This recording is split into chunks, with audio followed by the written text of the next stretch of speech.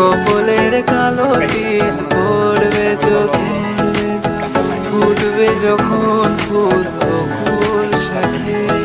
ভ্রমর যে এসেছিল জানবে লোকে, তোমাকে ছাড়া এ আকাশে সাজে না, সহজে তো বাতাসে বাঁশি বাজে না। চলো না যে রূপকথা তোমাকে শোনা। তোকে জানাতে জানাতে চাই আমি বেঁচেছি ভালোবাসায়, মনের কোণে আপন মনে ঠিকানা বানাতে চাই। আমার